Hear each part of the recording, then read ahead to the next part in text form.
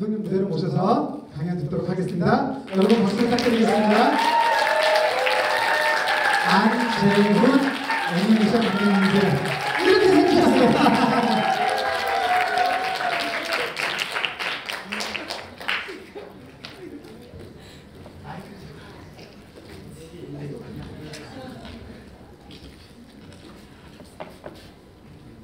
반갑습니다.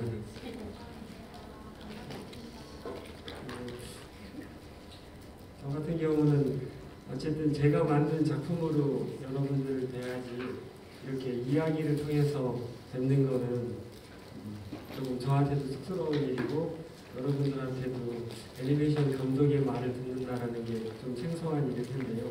근데 오늘 자리가 일반적인 자리는 아니니까 저도 힘을 내서 제가 애니메이션 하는 이유를 조금 말씀드리고 여러분들도 이렇게 뵌 이상 조금이라도 생각할 거리가 있었으면 좋겠어요. 이따가도 또 말씀을 드리겠지만 저는 애니메이션을 하면서 뭐 저랑 같은 나라에서 같이 살아가는 사람들 아니면 제가 상영 때문에 해외를 많이 가는데요. 그곳에서 만난 사람들이 저한테는 굉장한 영광과 제가 애니메이션을 하는 이유를 준다고 생각하거든요. 실제로도 그렇고. 오늘은 뭐 이런 작품을 통한 이런 이야기보다 이 꽤 긴 시간 동안에 제가 일방적으로 이야기를 해야 되는 거잖아요. 그래서 그 부분은 미리 좀 죄송하다고 말씀을 드리고 그 이후에 좋은 인연이 돼서 한국 분들은 한국에서 일로든 삶으로든 만나는 일이 있었으면 좋겠고요. 해외 분들은 제가 거의 뭐 1년에 많이 나가서 작품 상영에 참가를 하니까 아마 한 번 정도 각국 본인의 나라에서 만나는 일이 있을 거라고 생각을 합니다. 그래서 지금부터 하는 저의 일방적인 이야기는 좀 불편하셔도 들으시고 앞으로 제가 하는 애니메이션으로 조금씩 갚아갈 수 있도록 하겠습니다.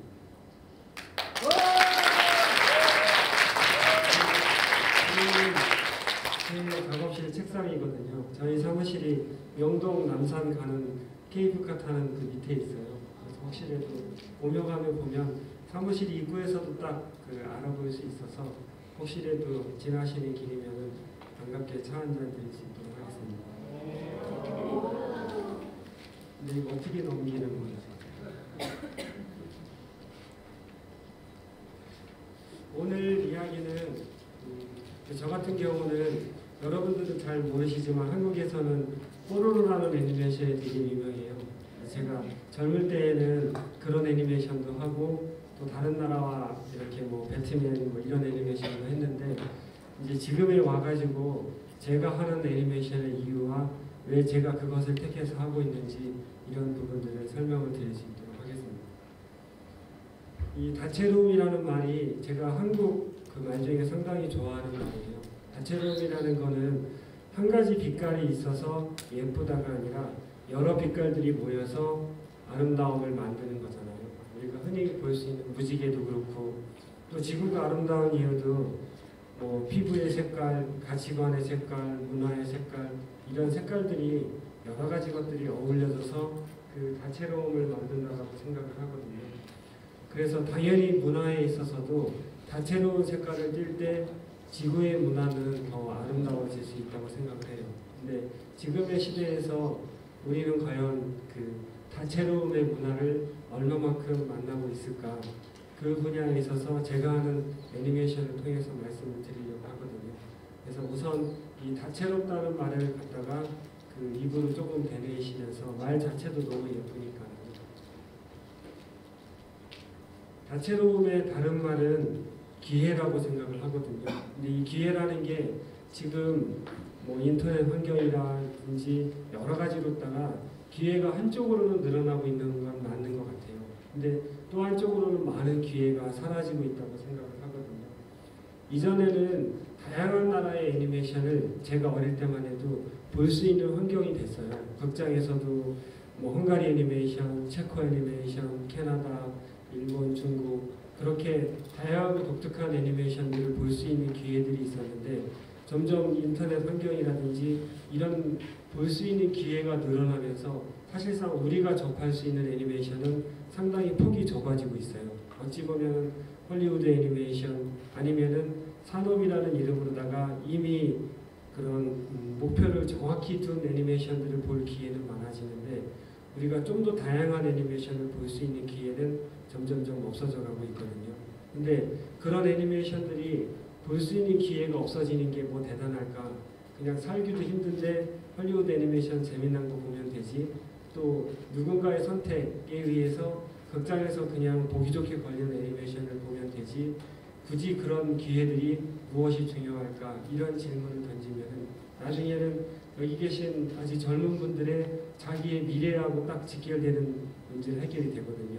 결국에는 다양한 빛을 가지고 다양한 생각을 가진 것들이 자유롭게 보여지는 미래가 아니라 누군가에 의해서 이미 선택이 되거나 아니면 선택의 기준이 이미 정해진 것들을 보게 되는 그런 이런 기회라는 말이 좋기도 하면서도 나쁜 쪽으로 혹은 조금은 아쉬운 쪽으로 쓰이게 되는 결과를 낳기도 하더라고요.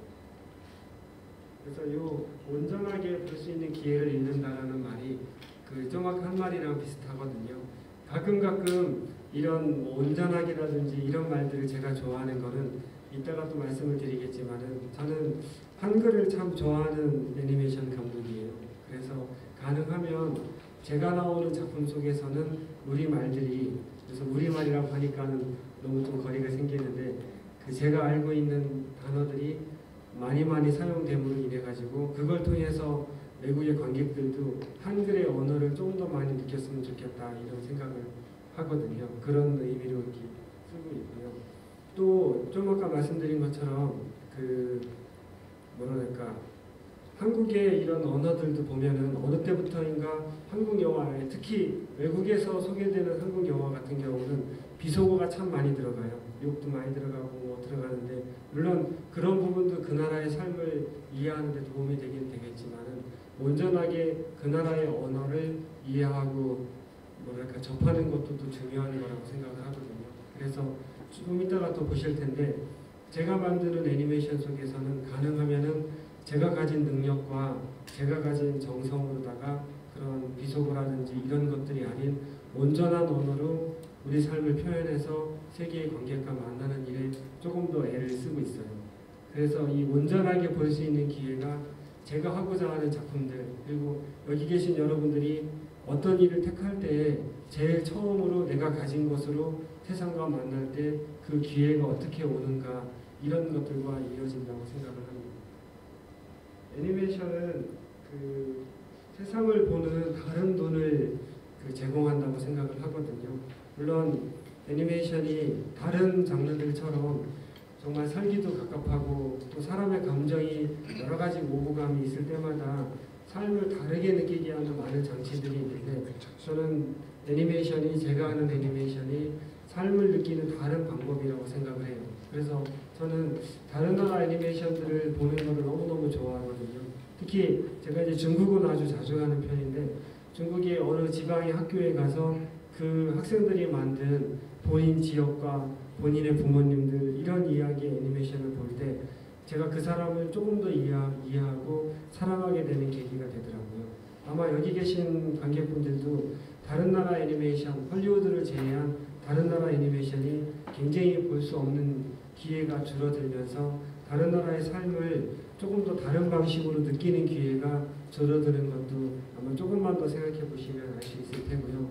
오늘 보신 메밀꽃 필그렵이라는 그런 낯선 작품도 이런 기회가 아니면은 여러분들한테 평생에 잘못하면은 보실 수 없는 기회일 수도 있고 또 그 작품을 통해서 오늘 이 주변에 있는 평창이라는 곳과 대한민국의 이전은 어떤 모습이었을까 그 사람들은 어떻게 살아왔을까 이런 것들을 통해서 서로 더 깊게 이해가 되는 과정이라고 생각을 하고 있습니다.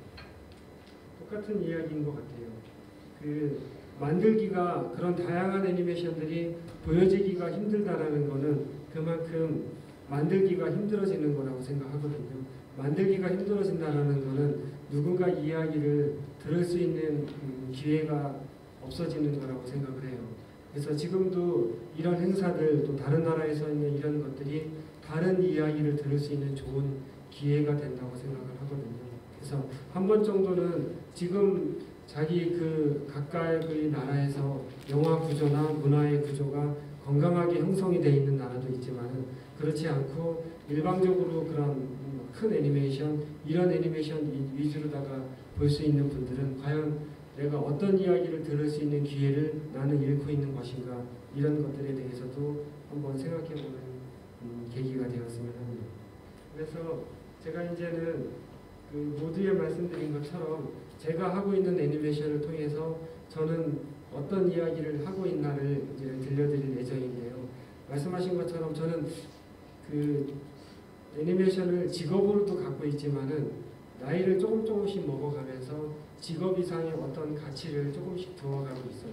물론 어른이 되면은 자기가 가진 일들에 어떤 의미를 부여해서 또 그래야지만 어른으로 살 수 있는 이유가 있는 것인데, 저도 처음에는 조금은 맹목적인 이유로 제가 하고자 하는 애니메이션에 대해서 이렇게 이유를 달고는 했는데요. 이따가 말씀드릴 소중한 날의 꿈이라는 작품을 한국에서 개봉을 하면서 제가 어떤 일을 겪었거든요. 사회적으로 보면 불합리한 일이고, 또 여기 한국 학생들이 있을 텐데 한국 학생들이 왜 한국이라는 나라에서 살기 힘든가, 나에게 기회는 어떤 것인가, 이런 것들에 대한 해답을 저는 나이를 먹고 하나의 작품을 개봉해가면서 얻게 되었거든요. 그래서 그런 과정도 오늘 말씀을 드리면서 어쨌든 저 또한 여러분들처럼 살아가는 과정에 있는 사람이잖아요. 아마 제가 엄청난 성공에 이르렀거나 이렇다면은 뭐랄까 마음에 있는 이야기를 더 할 수 없을 거라고 생각해요. 그러나 저 또한 지금 애니메이션으로 뭐랄까 굉장히 힘들게 한 걸음 한 걸음 가고 있고, 세계의 관객을 이제 저만의 빛깔로 만나가고 있는 과정이기 때문에 그런 과정들이 앞으로 과정의 첫 발을 디딜 여러분들한테 조금은 도움이 될 거라고 생각을 합니다. 지금 보실 영상은 어찌 보면은 뭐 이렇게 제가 길게 이야기하는 것보다 작년에 그 한국 방송국에서 이렇게 짧게 만드셨던 거거든요. 근데 다른 프로그램들은 조금 너무 과하게 미화되거나 이런 부분들이 있는데, 저 방송 프로는 사람들이 잘 안 보는 프로라 그런지 몰라도 이렇게 좀 진솔하게 모양을 담아주고 제가 하는 이야기가 있어서요.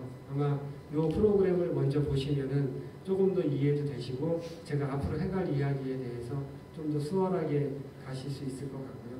또 이런 뭐 이야기 듣는 자리가 뭐랄까 멋진 말을 계속 들어도 피곤하고 저처럼 졸린 말을 들어도 피곤하실 텐데, 조금 생각도 하시면서 한숨 돌리면서 다음 이야기를 이렇게 만날 준비라고 생각하시면서 보셨으면 좋겠어요. 말 짧으니까요. 한국 장편 애니메이션의 역사는 1967년 신동환 감독의 홍길동으로 시작되는데요. 이 작품으로 우리는 세계에서 5번째로 장편 애니메이션을 만든 국가가 됐죠. 하지만 한국 장편 애니메이션의 여명기는 아주 짧게 막을 내리고 기나긴 하청의 시대가 시작됩니다. 1990년대 중반부터는 제도약의 움직임이 생겨나는데요. 그 결과 2001년 개봉한 마리 이야기와 2003년작 오세암은 애니메이션의 칸 영화제라 불리는 안시 국제 애니메이션 페스티벌에서 대상을 차지하는 영예도 안았죠. 이렇게 해외에서 먼저 인정받은 한국 애니메이션이 올해 또 등장했습니다. 지금 그 주인공을 만나보시죠. 긴 연필이 몽땅 연필이 되도록 그리고 또 그리며 이야기를 만들어 온 사람. 나의 그림이 누군가의 생각이 되길 바라는 애니메이션 감독 안재훈입니다. 애니메이션의 칸 영화제라 불리는 안시 국제 애니메이션 페스티벌. 작품 제작 과정에 주목하는 WIP 부문에 올해 최초 선정된 한국 애니메이션이 바로 문효도입니다. 개봉도 하기 전 작품이 선정된 터라 기쁨보다 걱정이 앞섰던 안 감독. 하지만 제작 과정을 소개한 발표회 현장에서 깊은 관심과 공감의 시선을 확인할 수 있었습니다. 작품이 완성되기 전에 한 스튜디오와 감독이 만드는 과정을 궁금해한다는 것은 그 자체가 특별한 일이니까요. 세계의 사람들이 좀 더 적극적으로 작품을 가지고 만나가는 모습들을 보면서 이후에 한국 작가들은 세계에서 할 일이 많겠구나, 이런 생각을 갖게 됐습니다. 문여도는 실제 무속인과 안무가 등 각 분야 전문가들이 협업해 만든 한국 최초의 창극 뮤지컬 애니메이션. 참여한 이들에게 특별한 의미를 남긴 작품이죠. 이런 작업들을 통해서 스텝이나 저나 한 번 더 눈이 떠지고, 또 그분들은 애니메이션 하는 사람들한테 자기 이야기 이렇게 풀어놓음으로 인해 가지고 또 다른 구판 같은 느낌이 들어서 이해의 폭이 넓어지는 과정이라고 할 수 있습니다. 또 소설이 애니메이션이란 형식으로 거듭나기 위해선 여러 사람의 손길을 거쳐야 합니다. 먼저 감독이 시나리오를 토대로 줄거리와 사진까지 곁들인 콘티를 완성해서 전체 이야기의 흐름을 잡으면 다음 단계는 레이아웃 작업. 콘티 단계에서 이런 연기가 이루어질 거다 이런 것들이 정해지면 이렇게 좀 더 이제 구체적으로 이 부엌의 이런 구도며 소품이며 인물의 움직이는 폭 이런 것들을 이제는 만들게 됩니다. 이때 작화팀에선 주요 캐릭터 각각의 개성과 특징을 부여하고 씬별 배경도 따로 작업합니다. 이렇게 만든 캐릭터와 배경이 합쳐져서 한 씬이 완성되고 움직이는 동화가 구현되는 겁니다. 이 작업의 최종 거점인 그의 작업실. 그런데 뭔가 이상하죠? 마치 고물상의 잡동사니 같지만 용도와 목적을 잃어버린 이 물건들은 사실 그의 애니메이션의 결정적 모티브를 제공하는 소재들입니다. 또 하나 눈에 띄는 건 벽면 가득한 사진들. 지금까지 이 스튜디오를 거쳐간 스태프들이죠. 지나쳐간 인연도 소중히 챙기는 그가 현재 인솔하는 식구는 13명. 제가 나아가야 할 방향성이라든지 그런 부분도 되게 조언을 많이 해주시고 그런 부분이 중요한 것 같아요. 이렇게 일단 믿어주는 게 어떤 결과물 내든지 정말 감독님한테서 힘을 얻는 것 같아요. 가장 소년스러우시고 정말 밝으세요. 그래서 그게 가장 큰 저희 회사의 힘인 것 같아요. 새 식구가 들어올 때마다 그는 붓글씨로 직접 이름을 써서 명패를 달아주는데요. 믿고 맡기는 신뢰와 무한 긍정이 담긴 세상 단 하나밖에 없는 이 손글씨 이름표는 한 사람 한 사람의 꿈을 소중히 여기는 그의 마음이기도 합니다. 자기 이름을 가지고 애니메이션을 하고 싶은 그런 건강한 꿈이 이렇게 무르익을 수 있는 모짜리 정도가 됐으면 좋겠고, 한국의 이런 스튜디오는 세계와는 결이 다른 이런 느낌의 스튜디오가 있었으면 좋겠다는 바람이 있습니다. 그림과 책, 시를 좋아했던 소년 안재훈.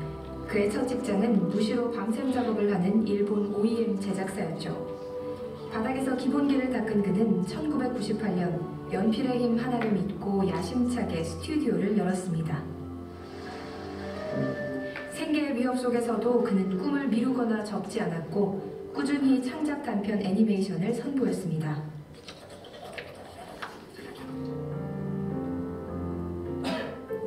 그리고 마침내 2011년 개봉한 첫 장편 애니메이션 소중한 달의 꿈. 무려 11년 만에 완성해 세상에 내놓은 작품입니다. 소중한 날의 꿈은 나와 함께 이 땅에서 살아가는 사람들에게 삶의 길목길목에서 꺼내보면은 그 이상의 힘을 얻을 수 있고 응원도 될 수 있고 그런 애니메이션 한 편 정도를 했으면 좋겠다 이런 생각들로 해서 시작이 된 것 같습니다. 운동회 달리기에서 2등을 한 뒤 육상을 포기한 이랑. 서울에서 전학 온 조숙한 수민. 엉뚱한 과학 실험을 즐기는 철수가 주인공인데요. 1970년대 문화를 재현하며 청소년의 꿈과 성장통을 그려냈습니다.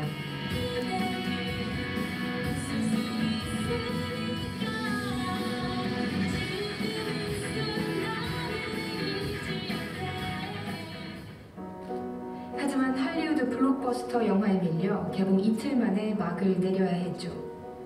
공평한 상영의 기회를 얻지도 못하고 사라져 갔을 때에는 충격이 저한테 오더라고요. 작품이야 힘들고 뭐해도 밤은 자고 내가 하면 되고 부족한 제 능력은 열심히 공부를 하면 되지만 그 외의 문제는 그냥 사람을 벼랑에서 떨어뜨리는 거랑 똑같은 거니까요. 하지만 소중한 달의 꿈은 꺼지지 않았습니다. 관객이 주도하는 공동체 상영이 시작됐고 개봉 5년 동안 200여 차례 상영되면서 기적처럼 회생했죠. 그동안 그림 그리는 것에만 최선을 다했던 저에게 다른 많은 것들을 깨닫게 해주는 어찌 보면 인생에 있어서 신념이 생기는 되게 위대한 순간이었다고 생각합니다. 최근 소중한 달의 꿈은 배우 김정은의 재능 기부로 시각장애인을 위한 화면 해설 영화 녹음을 마치면서 대중과의 접점을 더 넓혀가고 있죠. 또 그는 소중한 달의 꿈 등 원화 10만 장을 영상자료원에 기증하기도 했는데 나름의 이유가 있습니다. 젊은 애니메이터들이 자기 스스로 계기를 갖는 게 중요한데 자기들이 그리는 그림, 자기들이 만든 작품이 역사의 한 부분을 차지할 수 있고 기록으로 보존될 수 있다. 이런 것들을 경험하게 하는 것은 굉장한 의미가 있다고 생각합니다. 소중한 달의 꿈에 이어 그가 도전한 건 1920, 30년대 한국 단편 소설의 애니메이션 작업입니다. 대한민국은 굉장히 빠른 시기를 통해서 성장을 이뤄왔고 그런 과정 속에서 세대와 세대 간들이 많이 멀어졌다고 생각을 해요. 단편 문학을 애니메이션을 통해서 이야기를 나눌 수 있는 그런 계기가 된다면은 한 직업으로서 더할 나위 없는 의미라고 생각을 하고요. 어른들, 부모님들 이런 분들을 위한 애니메이션은 그럼 누가 만들어야 되나 그런 생각이 있어서도 이 애니메이션이 저한테는 굉장히 의미가 있다고 생각합니다. 하지만 일제강점기 당시 풍경부터 자료 수집까지 결코 수월치 않았죠. 어렵게 구한 3, 40년대 실사사진을 바탕으로 한 컷 한 컷 작품 속 배경과 장면을 완성시켰습니다. 그렇게 탄생한 작품이 현진건 원작 운수 좋은 날. 1920년대 당시 경성의 분위기와 가난한 인력거꾼의 감정까지 담아낸 작품입니다. 자료 수집과 함께 시작한 건 소설 필사 작업. 쉼표 하나까지 옮겨 쓰면서 원작의 묘미를 체득하려 했었죠. 하지만 한글로 표현된 이미지를 시각화하는 건 쉽지 않았습니다. 산허리는 온통 몸을 바치어서 피기 시작한 꽃이 소금을 뿌린 듯이 흐뭇한 달빛에 숨이 막힐 지경이었다. 소금을 뿌려놓은 듯하다는 느낌을 살리기 위해 결국 그는 흐드러진 메밀꽃을 일일이 손으로 그려 넣어서 장면을 완성했죠.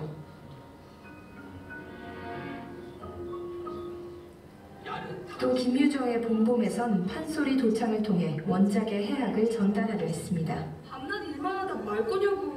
나도 온몸에 약이 올라져가 눈에서 불이 턱 나서 바디는 너 아래로 그대로 떠며 불만 먹고 왜 성이 안 하지요?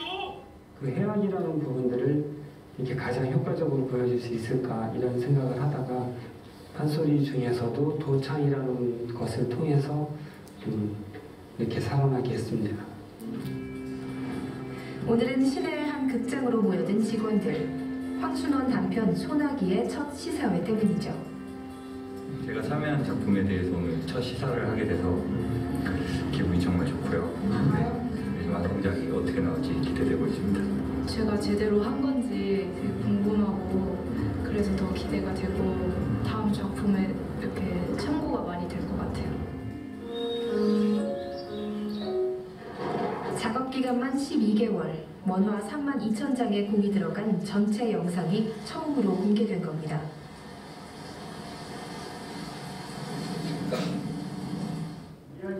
시사회가 끝나자마자 격이 없는 자유 토론이 이어지고 다양한 의견이 쏟아져 나옵니다. 무엇을 만나느냐 첫 번째 필름을 봤을 때는 죽고 싶은 게 심정이고 이제 그 죽고 싶은 마음을 어떻게 살고 싶을 때까지 정리하고 최선을 다하느냐가 지금부터 일이죠. 또 하나 차기작인 살아오름 천년의 동행은 작년 한국 최초로 안시국제 애니메이션 페스티벌 마켓에 선정돼 일찍부터 주목받았죠. 정동 은행나무길을 비롯해 서울 곳곳을 배경으로 인간과 도깨비가 어우러지는 이야기입니다.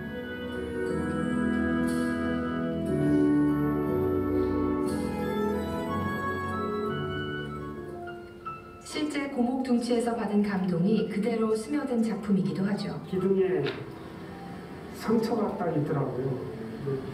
저 큰 상처를 가지고 저기 서 있구나. 그게 너무 이렇게 너무 눈물이 핑 돌더라고요. 굉장한 위안도 되고 누구나 다 상처도 있고 힘들고 한데 그걸 자기 몸에 보듬고 살아가고 있구나. 정말 살아오름이라는 그 단어에 다가갈 수 있는 애니메이션을 만들고 싶구나를 결정하게 됐죠. 이 천년의 동행 소중한 나의 꿈은 시대 3부작으로 완성될 계획인데요. 여전히 수정 보완으로 진행형입니다. 하고 싶은 일, 해야 할 과제는 많지만 묵묵히 자신의 속도로 한 걸음씩 걸어가는 안재훈 감독. 그의 꿈은 작고도 원대합니다. 극장 의자에 앉는 순간 너무 행복하셨으면 좋겠고요. 그 다음에 저 사람은 우리를 참 사랑하면서 잘 들여다보고 있구나, 이런 말을 우리 관객들한테 들었으면 좋겠고요. 그 다음에 세계의 관객들은 저 사람 때문에 대한민국의 눈빛과 대한민국의 마음을 보게 되는 계기가 됐구나, 이런 말들을 듣고 싶습니다. 사각거리는 연필선에 담은 따뜻한 이야기. 손끝에 마음을 담아 한국의 감성을 그려내는 애니메이션 감독 안재훈입니다.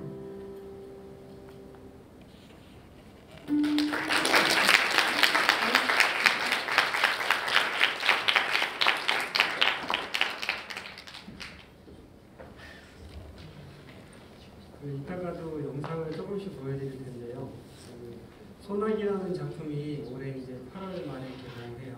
그래서 지금 개봉 준비를 열심히 하고 있는데 그 예고편 이전에 그냥 짧은 영상이 있거든요. 그래서 그거는 아마 대한민국에서 여러분들이 가장 처음으로 오늘 보시려고 제가 알기로는 공식 인터넷으로 풀리는 게 7월 10 며칠로 알고 있어서 아마 여기 계시는 그 원나라에서 오신 분들은 돌아가시기 전에 보실 수도 있지 않을까. 그리고 살아오른 천년의 동행이라는 작품은 사실 제가 너무너무 저 작품만 끝내고도 여한이 없겠구나 할 정도로 한국 관객은 물론이고 세계의 관객에게 꼭 보여주고 애니메이션인데 불행하게 얼마 전에 나온 도깨비라는 작품과 너무 유사한 게 많아서 지금 열심히 고치고 있어요.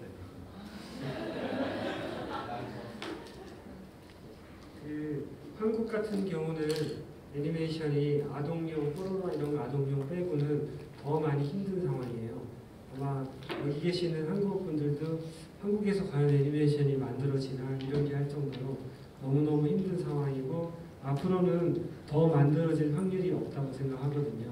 왜냐하면은 한국의 애니메이션을 해가는 데 있어서 가장 강력한 경쟁자는 다른 나라의 애니메이션이 아니라 그런 예능이라는 독특한 한국의 그 대중들이 너무도 위안과 많이 받는 예능과 이런 볼거리들이 있고요. 또 한국 영화 극장 구조상 블록버스터라든지 이런 작품들이 한국 관객들이 조금 더 선호하는 시류가 됐어요. 그러다 보니까 한국 애니메이션은 엄청난 제작비를 들여서 아까 보신 메밀꽃 필름리브 이런 것들은 그 겨울왕국의 한 1초 만드는 제작비 이 정도거든요. 그러니까 그런 비용과 그런 것들에다가 어설프게 어떤 이야기들을 할 수 없는 구조가 됐고 더 이상 한국에서 애니메이션으로 20, 30대라든지 어른들을 위한 애니메이션이 만들 수가 없는 구조가 됐어요. 그러다 보니까 저는 이 가운데에서 조금 더 포기하지 않고 힘내야겠구나 이런 생각을 하고 있고요. 실제 여기에 어떤 나라 분들이 다 와 계신지 모르지만 전 세계에서 성인들을 위한 애니메이션을 만드는 나라는 많지 않아요. 아예 예전에는 만들다가 못 만드는 곳도 있거든요. 호주인가 캐나다인가 이런 곳들도 그럴 거예요. 그러니까 이런 것들이 왜 중요하냐면은 조금씩 그런 기회들이 없어지다 보면은 전 세계에서 애니메이션을 보는 건 우리는 헐리우드 애니메이션밖에 볼 수가 없어요. 또 일본 애니메이션. 그래서 이런 저뿐만 아니라 각국에 있는 창작자들이 혹은 앉아 계신 분들이 조금씩 자기 이야기, 나의 빛깔을 가지고 애니메이션을 해가는 것들이 굉장히 중요한 이유가 거기에 있다는 거예요. 그래서 저는 조금 더 전 세계 애니메이션을 좋아하는 관객분들, 또 한국 관객분들한테 저의 빛깔과 제 생각을 가지고 지금 힘든 애니메이션에서 그래도 해봐야겠구나 이렇게 애를 쓰면서 애니메이션을 하고 있습니다. 무슨 이야기를 만들 것인가, 이것이 아까의 어떤 애니메이션과 맞는 이야기라고 생각을 하거든요. 물론 불특정 많은 관객들이 즐겁게 볼 수 있는 애니메이션을 만드는 것은 모든 창작자의 꿈이라고 생각을 해요. 관객이 1000만 들고 2000만 들고는 인간 하늘이 주시는 거라고 하잖아요. 그런 감동을 받는 일들을 만드는 것도 너무 중요한데, 저 같은 경우는 그렇게 어릴 때부터 꿈이 큰 편이 아니에요. 아까 방송에서는 거창하게 스튜디오를 만들었다고 했는데 이제 그거는 그냥 그 작가분들이 쓰신 거고, 어찌 하다 보니까 애니메이션 스튜디오가 그렇게 남아있게 됐거든요. 그래서 나는 어떤 이야기를 해가는 것이 어설픈 아류가 되지 않고 나의 이야기를 하게 되는 것인가, 이런 것들에다가 조금 더 집중하기로 했거든요. 물론 지금도 마음 하나를 갖다가 조금 더 크게 잡고 꿈을 크게 잡고 목표를 크게 잡으면은 뭐 전 세계를 무대로 한 100억, 200억짜리 애니메이션을 만들 수도 있겠죠. 근데 저는 조금 용기도 별로 없는 편이고 꿈도 그렇게 크지 않아요. 오늘도 여기 평창 골목 보면서 빨리 이 힘든 애니메이션을 그만두고 저 들판에서 놀고 싶구나, 이런 생각을 너무너무 간절하게 하고 있거든요. 잘 사는 것도 중요하지만 행복하게 사는 게 더 중요하다는 생각을 요즘 하고 있어서요. 그래서 무엇을 할 것인가에 대한 애니메이션을 고민을 하고요.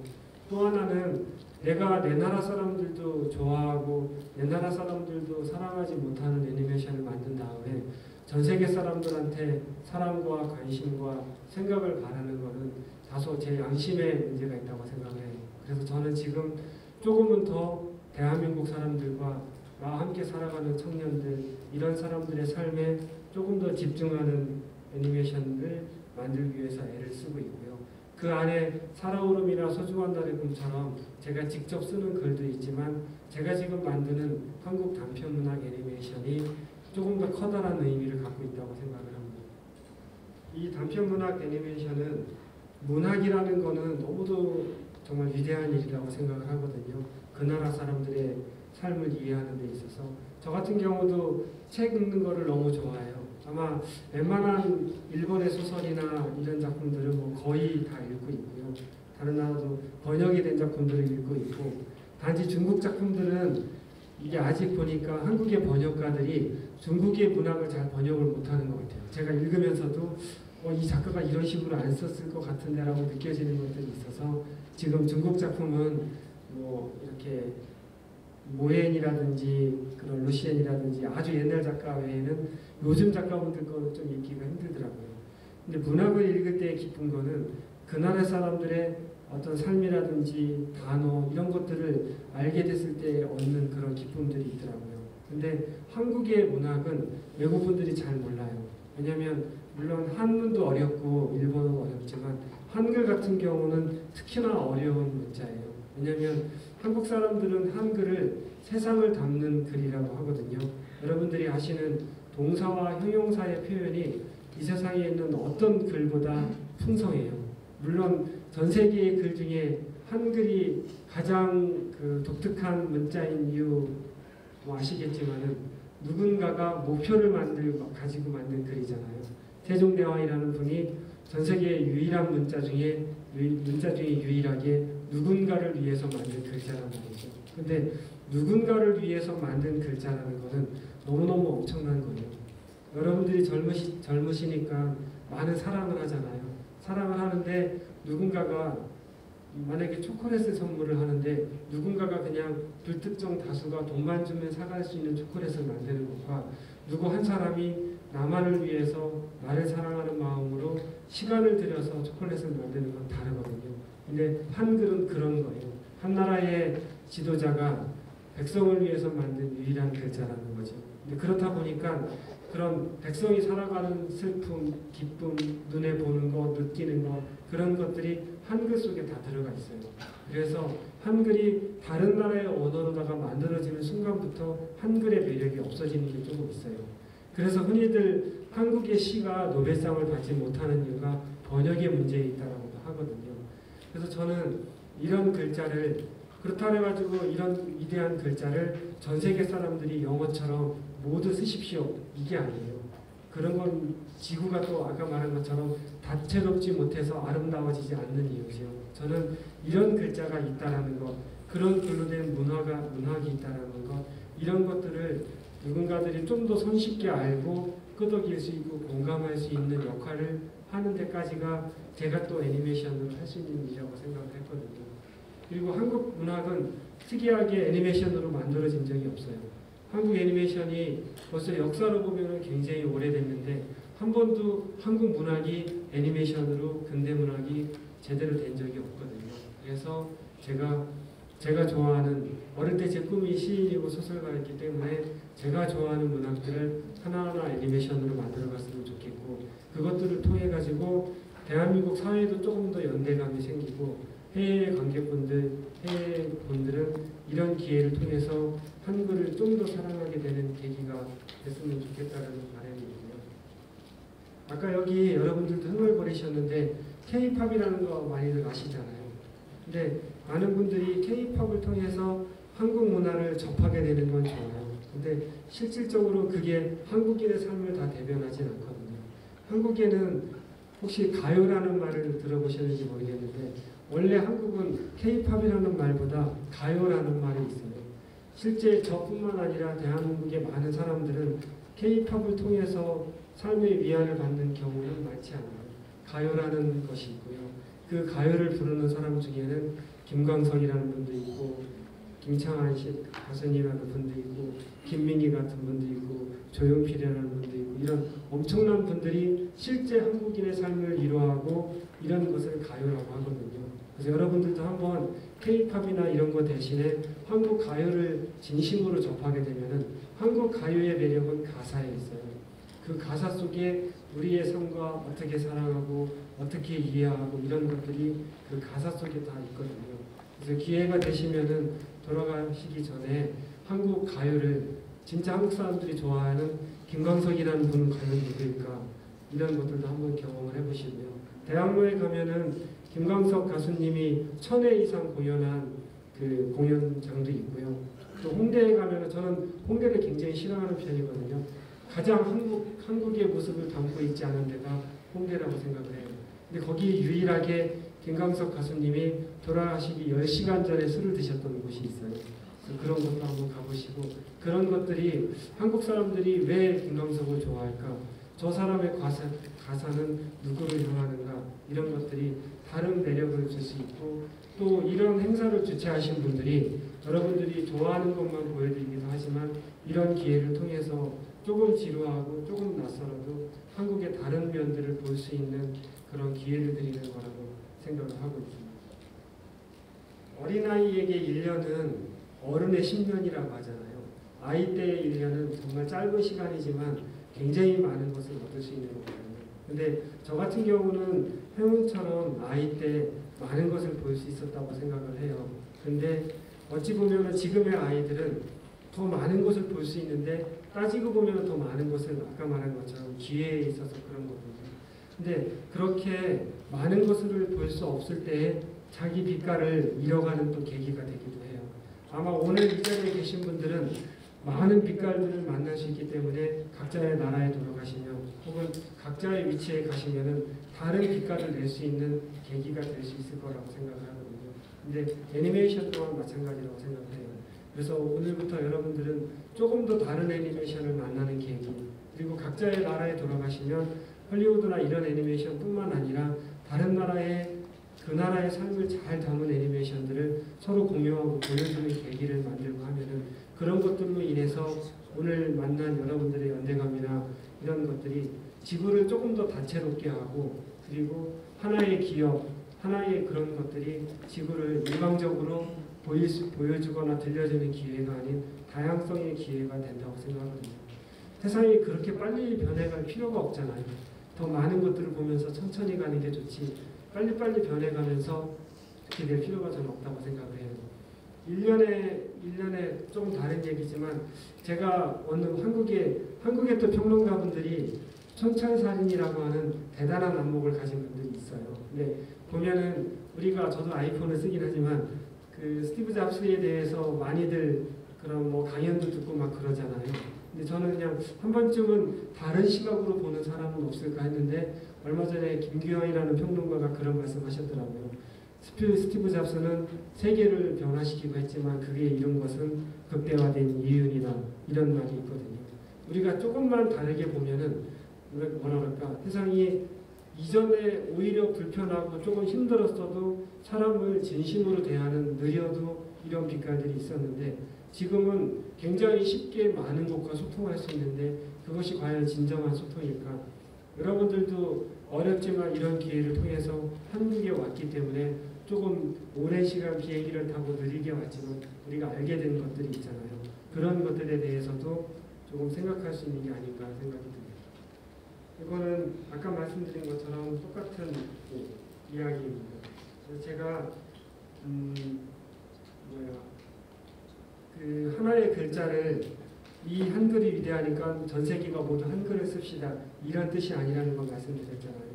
그 나라에 대한 고유에 대한 언어의 의미 이런 것들을 알아가는 것은 너무 좋다고 생각을 해요. 저도 가끔은 지금은 일본 문학 같은 경우는 한국의 번역가들이 너무 번역을 잘하세요. 제가 어느 때 볼 때는 이거는 작가분이 안 쓰신 것 같은데 번역하는 분이 하셨나? 이걸 제가 느낄 수 있을 정도로 너무 번역을 잘하거든요. 그러나 중국어라든지 또 제3, 4개의 언어들은 저도 막 궁금할 때가 있어요. 그 언어를 조금 더 배워서 그 나라 사람들을 조금 더 이해했으면 좋겠다 이런 것들이 생각이 들거든요. 어쨌든 이번에 여러분들은 한국에 오셔서 한국의 문학과 이런 부분들로 논하는 자리가 됐으니까 그런 것들에 대해서 온전하게 집중하셔서 이렇게 느끼시려고 하시다 보면은 또 다른 많은 공부가 될 것이라고 생각을 하고 있어요. 이 한국 문학을 애니메이션으로 제가 한글을 쓰면서도 힘든 이유가 이 한글에 가지는 아주 미묘함 때문에 그래요. 아까 저 화면에도 영상에도 나왔지만 메밀꽃이 흐드러지게 피었다. 이 흐드러지게라는 게 한국 사람이 저도 이해하기가 힘들거든요. 그리고 메밀꽃밭을 갖다가 소금을 흩뿌려 놓은 듯 이런 것들이 저도 힘들어요. 그래서 이 애니메이션을 해가는 데 있어서 저 또한 한글을 새롭게 익히고 새롭게 보는 많은 계기가 되더라고요. 그러면은 다음으로 넘어가기 전에 또 지루하실 쯤이 됐으니까 운수 좋은 날이라는 그 현진건 선생님의 작품이거든요. 제가 사실 이 작품이 극장에서 개봉할 때 보면은 제 나이 때문에 그런지 몰라도 메밀꽃 필 무렵이 가장 저한테는 마음에 좀 찡한 게 있어요. 하지만 이 운수 좋은 날은 조금 다른 의미가 있어요. 제가 본 다음에 말씀을 드리면 그다음에 조금 피곤하시고 그런 분들은 주무시는 것도 되게 좋아요.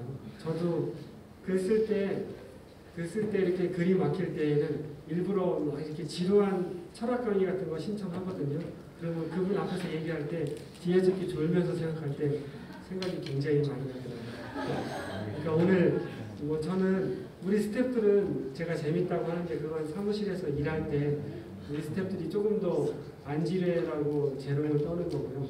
평상시에는 재미가 전혀 없으니까 이거 보시면서 조금 조시면서 혹시라도 문학과 애니메이션과 누군가한테 영감을 주는 일을 꿈꾸시는 분이시라면 잠깐 딴 생각을 하시고 메모를 하시는 게 나중에 엄청난 작품의 또 계기가 된다고 생각을 합니다. 그럼 짧은 영상 보시고 또 이야기할게요.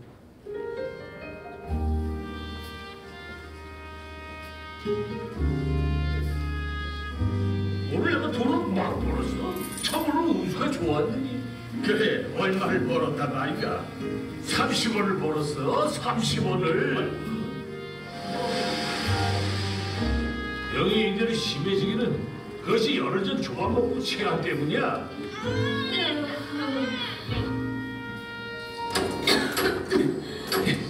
연탄 마시고 싶네요.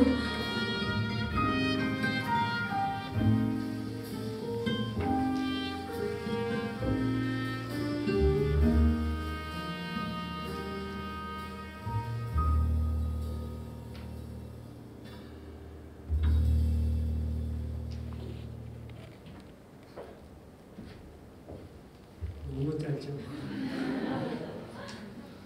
나머지는 찾아서 보시라고. 근데 제 작품은 다른 나라에서 보시기가 쉬워요. 그 전작인 소중한 날의 꿈은 웬만한 나라의 대사관이나 큰 도서관에 다 배치가 되어 있고요. 이 단편문학도 아마 조금 있으면은 문화체육관광부에서 다 배포가 되기 때문에 아마 쉽게 찾으실 수가 있습니다. 이 운수 좋은 날은 그 현진건이라는 분이 쓰신 건데요. 뭐 이야기를 하자면 끝도 없어요. 그 현진건이라는 작가가 어떤 분인지 가장 핵심은 저 운수 좋은 날의 주인공이 일제강점기라는 때에 그 민초들 대한민국 이전에 조선이라는 이제 그런 형태의 국가일 때 사람들의 하루를 담은 이야기거든요. 근데 저기의 핵심은 가난하고 남루하고 희망이 없어도 내 나라 사람들을 어떻게 사랑하는가, 그리고 그것이 사랑하는 것이 어떤 것을 가져다 주는가, 이런 작가의 삶이 들어가 있는 작품이에요. 나중에 운수 좋은 날이라는 작품도 꼭 보셨으면 하지만 현진건이라는 작가가 굉장히 나중에 고생하다 돌아가셨어요. 그래도 신문 기자이고 이렇게 평범하게 잘 살아가실 수가 있었었는데 그 일제강점기라는 특수한 상황에서 한국의 사람들을 너무 사랑하고 가난하고 남루한 사람들을 위한 그들의 글을 쓰다 보니까 굉장히 가난하고 힘들게 살아가셨는데요. 그래서 저도 굉장히 좋아하고, 또 제가 이전에 출퇴근하는 길이 요 경성에, 서울의 이전의 이름이 경성이거든요. 그 거리이기도 해서 뭉클뭉클함을 많이 느끼는 또 그런 것이기도 해요. 또 이 작품을 보면은 뭐 서울 지나쳐서 오셨는지 모르겠지만 서울의 그런 예전 모습들이 담겨져 있어요. 근데 아마 그런 질문을 하실 수도 있을 거예요. 왜 대한민국은 저렇게 예전 건물들과 이런 것들을 남겨놓지 않고 다 없앴을까? 거기에는 또 슬픈 사연이 또 있어요. 그래서 지금도 한국의 그런 이 당시를 살았던 사람들의 아픔을 잘 모르는 사람들은 무조건 보존해야지 하는데, 그 당시에 있었던 한국 사람들에게는 저 당시의 건물이나 이것들이 굉장히 아픔인 이유들이 있어요. 그런 것들에 대해서는 각자 앞에 앉아있는 한국분들과 토론도 한번 해보시고 하시면은 아마 제가 정답을 미리 가르쳐 드릴 수는 없고, 굉장히 깊이 있는 색다른 아픔, 그리고 유럽이나 이런 것들이 자기 건물을 보존하는 것들이 너무 부럽고, 이런 이유들이 또 다른 시각으로 느끼실 수 있을 거라고 생각합니다. 사실 애니메이션을 하면서 바람은 많잖아요. 내가 하는 애니메이션이 누군가에게 엄청난 무엇이 된다면은 더할 나위 없겠죠. 그림을 그려가는 사람으로서. 근데 뭐라고 할까, 그런 욕심을 꿈을 꾸면서도 자꾸 제 스스로 이렇게 정리를 하려고 해요. 내가 만드는 애니메이션은 어떤 것이면 좋겠고 어떤 것을 지향했으면 좋겠다. 근데 그런 부분에 있어서 가장 바탕이 되는 게 그런 이게 좀 낯간지러운 얘기는 한데 사랑이라고 생각을 해요. 저는 한국 사람들을 정말 좋아해요. 이 지구의 역사가 엄청 길잖아요. 뭐 한 몇만 년 되는데 그 몇만 년 되는 이 지구에서 지금 제가 살아가는 경우는 제가 만약에 100년을 산다고 해도 지구 역사로 찰나거든요. 근데 그 찰나의 순간에 나랑 같이 숨쉬고 내가 만드는 작품을 보아주는 사람들, 이 사람들이 뭉클뭉클할 때가 되게 많아요. 그래서 저 같은 경우는 거창하게 환경운동을 주장하지 않으면서도 환경을 관심을 갖고요. 또 다른 것들을 관심을 갖고, 특히 지금 20, 30대 청년들이 살아갈 나라에 대해서 관심이 많아요. 왜냐하면 나와 함께 정말 동시대를 살아가는 사람들이니까. 그래서 그 사람들이 내 작품을 통해서 조금 더 생각이 들고 위안도 되고 이런 작품을 만드는 것을 꿈꾸고요.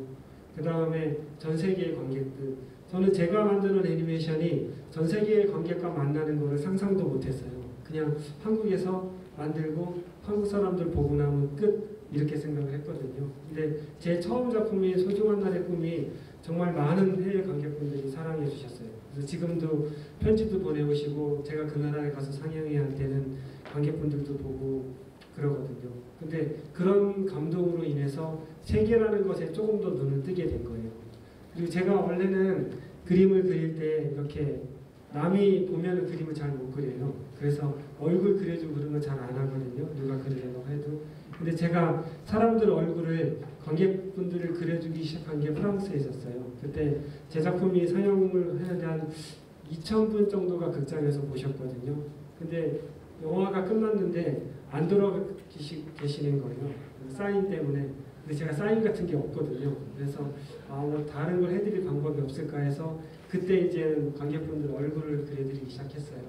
그래서 그때 한 4시간 정도 그분들 얼굴을 거의 다 그려드렸는데 그때 그분들 눈을 하나하나 마주치면서 또 다른 많은 감동을 느꼈어요. 그래서 한국에 와서 개봉할 때에는 지금도 개봉할 때에는 관객분들 얼굴을 대부분 이제 그려드리거든요. 그런 걸 통해서 그분들하고 관객분들하고 눈 한 번 마주치는 것이 또 제가 하는 애니메이션에 제가 하는 동안은 그런 것들을 담아서 하려고 하고 있거든요. 역시나 그런 게 힘들어서 이렇게 푸른 초원에서 빨리 쉬고 싶구나 또 이런 생각도 하고 있어요. 아까 방송에서도 이 목표하고 꿈이라는 이야기가 나왔는데 사실 저는 관객분들이 그런 질문을 많이 해요. 꿈이 뭐냐고. 근데 사람들은 꿈과 목표를 좀 혼동하잖아요. 누군가가 대통령이 되고 싶다고 하면은 대통령은 목표일 뿐이지 꿈은 아니라고 생각을 해요. 근데 대통령이 되어서 무엇을 할까? 이건 꿈이잖아요. 그래서 저는 지금도 내가 하고자 하는 것들이 목표일까? 꿈일까? 이런 것들을 자주 고민을 하거든요. 제가 세계의 관객들을 만나고 그분들과 눈맞춤을 하는 것이 목표일까? 꿈일까? 내가 지금 하는 것들이 목표일까? 꿈일까? 이런 생각들을 지금도 계속 해가면서 하고 있어요. 그래서 관객분들한테 말을 조금 더 듣고 이런 기회를 통해서 적어도 목표가 아닌 근사한 꿈이 어서 빨리 생기면 좋겠구나. 물론 지금도 매일매일 글을 쓰거든요. 글을 쓰면서 목표일지 꿈일지 이런 혼돈을 해가면서 있는데 어쨌든 그런 게 빨리 저에게도 생겼으면 좋겠고 여러분들도 매일매일 한번 적어보세요. 저 같은 경우는 이전에는 일기를 매일 쓰다가 근래에는 일기를 안 쓰거든요. 그러니까 이전에 일기라는 게 그렇잖아요.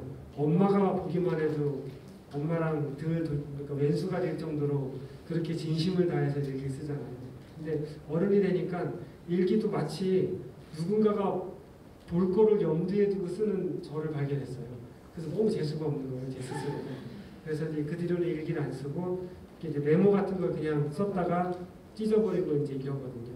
여러분들도 일기를 안 쓰시면은 조금씩 메모 같은 거 이렇게 글이라도 이렇게 써가면서 나는 어떤 목표를 갖고 어떤 꿈을 갖는가 이런 것들은 사람을 조금 더 다르게 살게 하는 계기도 되는 것 같아요. 어느 순간에 이런 것들이 좀 명확해지면은 또 여러분들을 만날 때 자신 있게 이야기할 수 있는 게 생겼으면 좋겠고요. 목표 중에 하나는 오늘 다른 나라에서 오신 분들이 많이 계시니까 저는 제 작품이 전 세계에서 다 상영해 보는 게 꿈이에요. 저 목표예요. 지금도 엄청나게 많은 나라를 다니면서 상영도 하고 특히 중국 같은 경우는 웬만한 10월까지도 많이 상영을 하고 있거든요. 그래서 다른 나라에서 많이 상영하면서 그 나라 사람들을 만나서 마지막에 한 작품 정도는 전 세계 사람들의 이야기가 조금씩 들어간 독특하고 특이하고 정말 사람의 마음으로 온전하게 가는 애니메이션을 또 하나 정도 만드는 것도 그냥 여러 가지 생각 중에 하나로 가지고 있습니다. 요거는 요 얘기를 하기 전에 있어서 아까 잠깐 보셨던 소중한 달의 꿈이라는 작품을 조금 다시 한번 보여드릴게요. 그 이야기를 하면서 이걸 보시면은 아마 한국에서 영화 구조는 저런 것들이 있고 저런 일도 있구나. 그리고 여러분들이 앞으로 만나게 되는 일들이 어떻게 하면은 숫자나 그런 통장에 찍히는 비용 외에 다른 나의 역사를 만들어갈 수 있을까. 이런 것에 대한 조금 단초도 될 수 있을 거라고 생각하거든요. 7분 정도 되니까는요. 소중한 달의 꿈 어떤 작품인지 한번 그 소중한 달의 꿈 영상은 안 넣어주셨대요. 아까 조금 보셨으니까 소중한 달의 꿈에 대해서 잠깐 말씀을 드리면은 아까 보여드린 것, 말씀드린 것처럼 저게 제작하는데 11년 정도가 걸렸어요. 제작 기간이 그렇게 오래 걸린 이유는 한국에서 특이하게 그런 20, 30대가 볼 수 있는 그 다음에 아동용이 아닌 애니메이션을 만드는 게 거의 불가능한 게 됐거든요. 그런데 불가능하다고 그래가지고 아무도 만들지 않으면 그 나라 애니메이션은 한 가지밖에 있을 수가 없잖아요. 그래서 소중한 날의 꿈이라는 작품을 만들기로 해서 제작을 한 거거든요. 그래서 혹시 들으셨는지 모르겠지만 겨울연가라든지 미안하다 사랑한다 이런 작품들 해가면서 열심히 돈을 모아서 11년 만에 완성을 한 게 소중한 날의 꿈이라는 작품이고 영문 제목은 그린데이즈라는 작품입니다. 그래서 11년 동안 열심히 그림을 그려서 만들었거든요. 정말 한 장 한 장에 정성을 다해서 만들었는데 제가 애니메이션을 만드는 것만 집중하다 보니까 개봉이라는 것에 대한 생각을 놓친 거예요. 개봉이라는 것은 만드는 진심과는 다른 문제의 산업적인 구조의 문제더라고요. 그래서 소중한 날의 꿈을 이제 개봉을 했는데 원래 한국 애니메이션이 개봉하면은 극장에서 잘 안 틀어주세요. 근데 이 소중한 날의 꿈이 그 기자분들과 배급 시사회를 했거든요. 근데 그 시사회 때 반응이 너무 좋아가지고 개봉관 수가 확 늘어난 거예요. 그리고 정말 많은 분들이 응원해 주시고 해서 개봉을 하게 됐거든요. 근데 개봉을 하게 됐는데 극장에서 이틀 만에 사라지게 됐어요. 그 이유가 뭐냐면 다른 나라는 어떨지 모르겠는데 대한민국에는 독과점이라는 게 있어요. 지금은 아주 그게 보편화되고 드디어 이번에 바뀌신 대통령 정부에서는 그 부분에 문제가 있다고 생각을 해서 이제 지금 고치시려고 하고 있는데 그 독과점이 처음 뭐랄까 막 이렇게 된 게 소중한 날의 꿈이 개봉한 2011년이에요. 독과점이라는 거는 영화를 만드는 사람, 그 다음에 극장의 주인, 영화를 배급하는 사람, 이 세 사람이 같은 곳이면 안 되는 게 미국에는 파라마운트법이라는 게 있어요. 근데 한국은 그게 없거든요. 그래서 영화를 만드는 사람, 극장을 운영하는 사람, 영화를 배급하는 회사가 같아요. 이게 같게 되면은 공정한 경쟁이 무너지거든요. 조금 더 지루하셔도 깊이 있게 들어가면 한국의 젊은 분들은 그래요. 내가 내 돈 내고 극장 가서 팝콘 먹으면서 멀티플렉스에 가서 그냥 헐리우드 영화 이런 거 보면 되지. 이게 무슨 상관이야. 그렇게 말씀들 하거든요. 그런 생각이 조금 있으면 곧바로 자기한테 닥쳐요. 그러면 여러분 청년들이 내가 진심을 다한 것, 그리고 적어도 출발선이 같은 곳에서 어떤 일을 시작하는 것, 이런 것들에 대한 대한민국의 모든 사회적 구조의 그런 모순들이 시작하는 계기가 되거든요. 어쨌든 그런 일들이 처음 생긴 게 소중한 날의 꿈이 개봉할 때 트랜스포머 3가 개봉을 하게 됐는데 대한민국 극장의 90%를 그 영화가 상영을 했어요. 그래서 다른 영화가 상영할 기회를 다 가져갔거든요. 지금도 그런 일들은 비일비재하고요. 그래서 소중한 날의 꿈이 이틀 만에 극장에서 사라졌거든요. 그래서 저는 생각을 했어요. 이 대한민국은 진심을 다해서 정성을 다해서 해도 이게 안 되는 나라구나. 그럼 나는 우리 스태프들에게 내가 만나는 청년들한테 뭐라고 말하지? 그냥 대기업 다녀 이렇게 말해야 돼? 아니면 그냥 나중에 돈 모아가지고 몇백억짜리 영화 만들어서 특정 대기업이랑 해 이렇게만 말해야 될까? 이런 고뇌에 쌓여서 애니메이션 안 해야 되나? 이런 생각까지도 하게 됐어요. 근데 그때 관객분들이 특이한 활동들을 해주셨어요. 대한민국은 독립영화 전용관이라는 게 있어요. 그런 작은 극장들이 있거든요. 그런 극장들에서 소중한 날의 꿈을 다시 상영해 주셨고요. 그래서 그 영화를 4시간, 6시간 차 타고 오셔서 일부러 봐주신 분, 그다음 여러 가지 감동스러운 관객분들이 생겨나고 여기서 얼마 안 먼 춘천이라는 곳에서는 시민들이 힘을 모아가지고 극장에서 다시 개봉해달라고 해서 극장을 개봉하는 일이 생겼고요. 또 정부에서는 이거는 불공정한 거다 해가지고 시정 조치에 대한 것도 다시 해줬고요. 그래서 소중한 날의 꿈이 특이한 싸움을 하게 된 거예요. 그리고 제가 그동안 세상을 잘 관심이라기보다는 잘 몰랐던 이 사회를 만드는 문화운동가들, 정치가들 이런 분들이 이 작품을 도와주는 걸 보면서 나는 그동안 무엇을 했나를 생각하게 됐어요. 만약에 그런 똑같은 일을 어떤 청년이 겪었을 때 나는 그 청년에게 도움이 될 수 있을까? 내가 살아가는 대한민국에서 나는 어떤 어른일까? 이런 또 다른 신념을 갖게 된 계기가 된 게 소중한 날의 꿈이에요. 그래서 많은 분들이 어떤 평론가분들이 소중한 날의 꿈은 숫자를 잃은 대신에 역사를 얻었다라는 말을 해주셨거든요. 그래서 나중에도 이 소중한 날의 꿈이 개봉하고 이런 과정들은 아마 각자 나라에 돌아가셔도 저는 청년분들이 싸울 일이 있다고 생각을 해요. 싸워야 될 건 꼭 싸워야 자기 나라가 건강해져요. 저는 지금도 제가 하는 한 가지 중에 하나는 약자로 살기 위한 연습을 하거든요. 되게 우리나라는 많은 사람들이, 특히 이런 강의를 하는 사람들이 강자가 될 것만을 염두에 두고 강의를 해요. 강자가 되기 위해서 살아남기, 성공하기 위해서 근데 사실 사회는 약자가 되는 연습을 해야 그 사회가 건강해져요. 누구든지 다 강자가 될 거를 염두에 두고 하다 보면은 다 불나방처럼 타 죽을 줄 알면서도 형광등으로 달려들게 되는 거거든요. 저는 지금도 제가 아무것도 아닌 농부로 살아가도 아무 문제가 없는 나라, 그런 나라에 살고 싶고 그런 나라를 만들어 놓고 싶어요. 어떤 청년이 자기가 만든 아이디어를 가지고 꿈을 꿀 때 약자임에도 건강하게 성공할 수 있는 나라, 이런 나라가 정말 근사한 나라라고 생각을 해요. 제가 예전에는 어떤 강의를 할 때 대한민국은 이제 개천에서 용이 나오지 않는 나라라고 이렇게 말을 했어요. 근데 그 말 속에는 결국에는 용을 멋있게 본 거예요. 근데 저 전북에 그 강중만 교수님이라고 이분이 책을 내신 게 있어요. 미꾸라지끼리 행복한 나라. 저는 그 책을 읽고 너무너무 창피했어요. 우리는 그동안 왜 다 용이 돼야지 그 사회가 건강하지? 미꾸라지가 용 되는 게 또 그래야 칭찬받고 그래야 신화가 되잖아요. 근데 아무도 용이 안 되고 모두 다 미꾸라지로 살아가면 얼마나 행복할까. 그래서 요즘 저는 또 한 가지는 내가 약자로 살아가도 건강한 나라.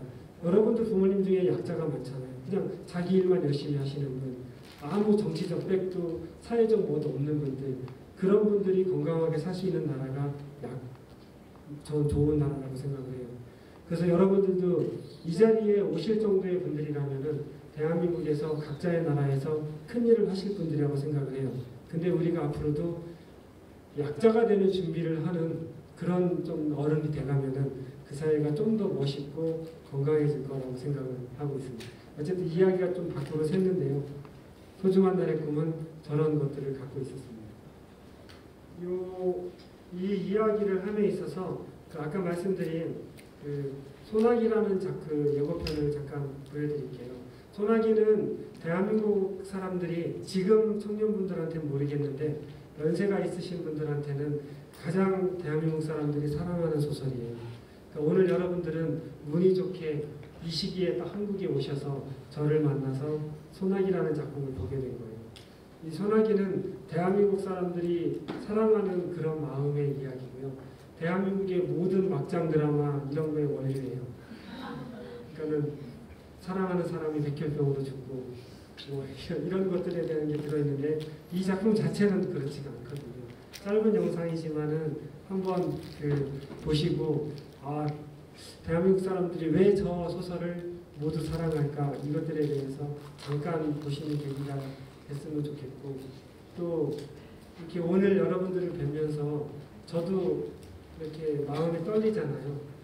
여기서 뵌 분들은 제가 앞으로 살면서 다시는 못 뵐 분들이 99.9%잖아요. 근데 그런 분들을 위해서 제가 회사의 반대를 무릅쓰고 가지고 온 선물이라고 생각하시고 짧지만 봐주세요.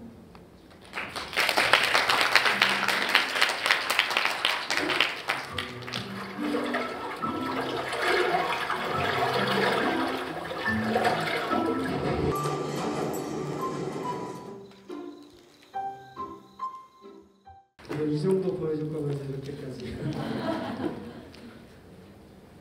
소나기 너무 좋아요.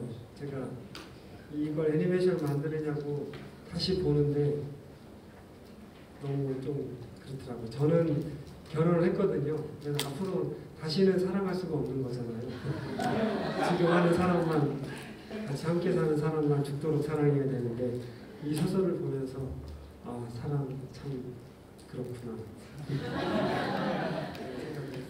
앞으로 여러분들도 요즘에 결혼하신 분은 아직 없으실 테니까 찬란하고 아름다운 사랑을 엄청나게들 많이 하세요. 그래서 죽는 순간에 적어도 한 200명 정도는 떠올리시고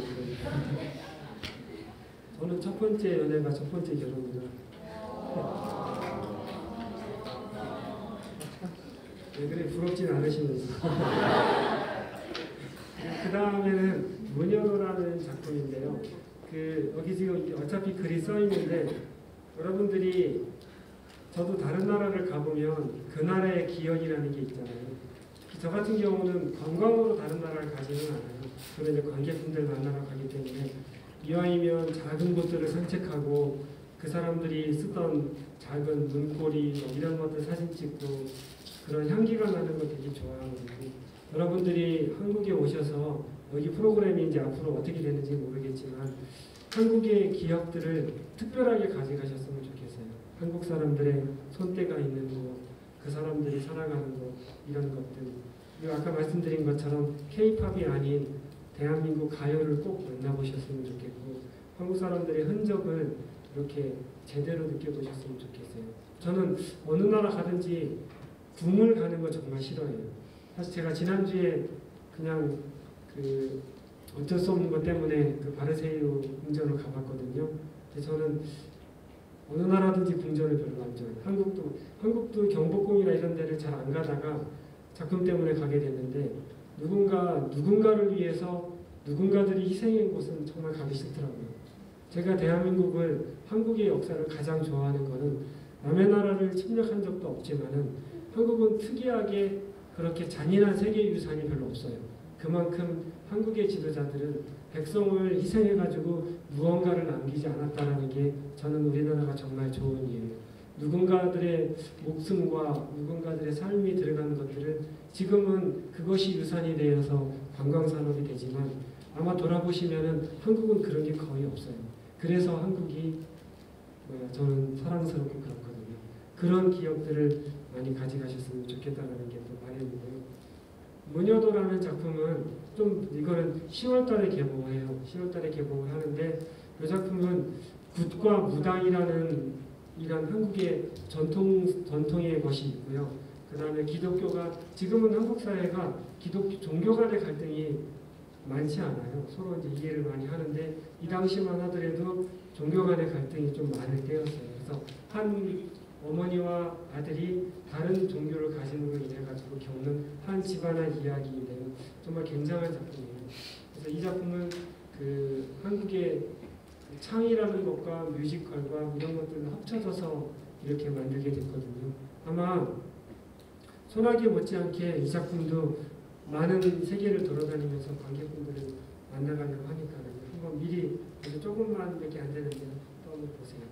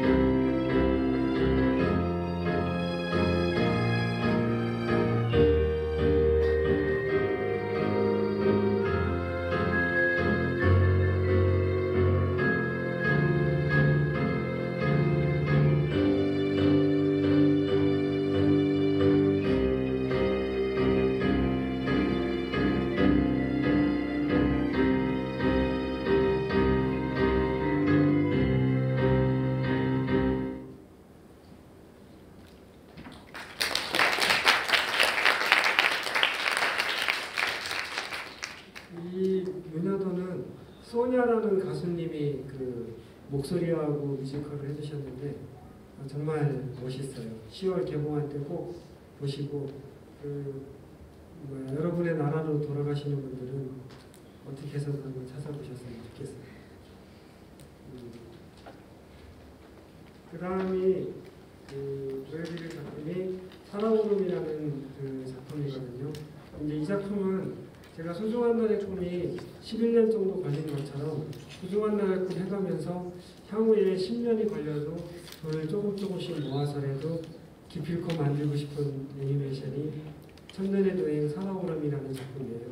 저 작품은 원래 기획은 다른 종류로 돼 있었었는데 제가 저랑 동갑인 다큐멘터리 감독님이 계세요. 근데 그분이 암으로 돌아가셨거든요. 그분 회고전을 갔다가 서울에 보면은 정동길이라는 길이 있어요. 거기에 밤에 술을 먹고 혼자 이렇게 걷다가 어떤 큰 나무를 만나게 됐거든요. 근데 그 나무에 이렇게 상처가 많아가지고 보형물이 시멘트를 이렇게 둘러싸여 있더라고요. 근데 그 나무를 밤에 딱 보는 순간 정말 눈물이 핑 돌더라고요. 왜냐면 뭐 사람 마음의 상처는 겉으로 드러나지 않잖아요. 근데 몸에 이렇게 상처를 두르고 몇백 년을 서 있는 나무를 보면서 여러 생각이 들더라고요. 그래서 그 순간 그 전에 있었던 작품의 기획서를 다 없애고 그러니까 내가 애니메이션을 물론 이제 그 작품은 조금 더 제작 비용 이런 것들 때문에 이렇게 아이까지 볼 수 있는 용도로 기획이 되고 있을 때였어요. 근데 그런 뭐랄까 그런 욕심을 버리고 온전하게 나와 함께 살아가는 그리고 우리 스튜디오에 있는 20, 30대와 더 좀 더 깊이 있게 교감할 수 있는 그런 애니메이션을 만들어야겠다라고 그 작품을 쓰기 시작했거든요. 그래서 지금 열심히 작업하고 있어서 1년 정도 뒤면 이제는 보실 수 있는 그런 작품이고 서울의 곳곳이 배경이에요. 그래서 서울에 있는 도깨비 여러 가지 것들이 나오면서 살아가는 것에 대한 그런 기운을 만들 수 있는 애니메이션이라고 생각해요. 그 조금 아까 본 무녀도는 그림체가 제 그림체랑 좀 달랐잖아요. 제가 조금 실험을 한 작품이에요. 저희 스튜디오에는 외국 분들이 많이 있으시거든요. 독일 분, 레바논 뭐 이런 분들이 있는데 한 번 정도 그분들의 좀 그림을 받아들이면서 작품을 해봐야겠구나 이렇게 해가지고 그림체를 조금 바꿔보는 게 이제 무녀도예요. 향후에도 저는 스튜디오를 이렇게 크게 키울 생각이 없거든요. 지금도 면접 볼 때 스태프들한테 그래요. 마음속에 각자 앞으로 만들 회사 이름 하나씩 짓고 살아가라고. 그리고 책상 앞에 다 붙이라고. 어차피 태어나서 한 가지 일을 하는데 왜 남의 회사 이름에 그렇게 그런 여기서 100년, 1000년 일할게요. 물론 그 중에서 사회성도 떨어지고 움직이는 것도 싫어해서 저랑 그냥 오래 작업할 사람이라면 어쩔 수가 없는데 그런 꿈만큼은 좀 크게 꿨으면 좋겠더라고요. 저는 지금도 어떤 음식점 이런 데 말고 큰 기업이 100년 되고 이런 거 보면은 물론 그것 때문에 많은 사람들의 경제와 가족을 꾸리는 데 있어서 도움도 되지만 그런 집착이 별로 없는 편이에요. 지금도 연필로 명상이라는 스튜디오는 저 때에서 그냥 딱 끝났으면 좋겠고 스태프들이 실패하든 뭐하든 각자가 지은 이름으로 한 번 정도는 세상에서 이렇게 회사도 운영해보고 이런 것들이 기대도 되고 너무 좋다고 생각하거든요.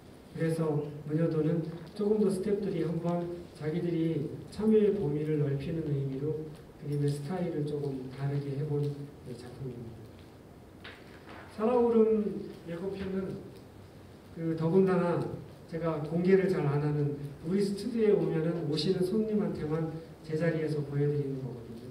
그럴 정도이고 뭐 어쨌든 이 작품이 앞으로 2년 3년 걸릴 텐데 그때 여러분들은 어떤 모습일지 제가 지금 어떤 분이 있든지 제가 잘 모르니까 졸업을 하실 분도 있을 테고 한국에 다시 오실 분도 있을 테고 한데 이 작품을 만들기까지의 제 모습도 한번 기회가 된다면 잘 지켜보시고요.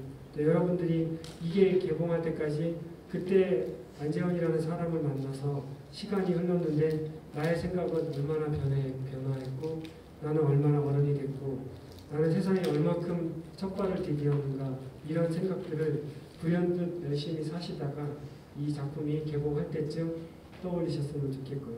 근데 이 살아오름이라는 제목이 저는 너무 좋아하는데 회사에서 너무 싫어해가지고 제목이 바뀔 위기에 처해 있어요. 그래서 제목은 천년의 동행 살아오름 지금 이렇게 돼 있는데 제목이 어떻게 바뀌어갈지 모르는데 그럼에도 계속 웃기고 있습니다.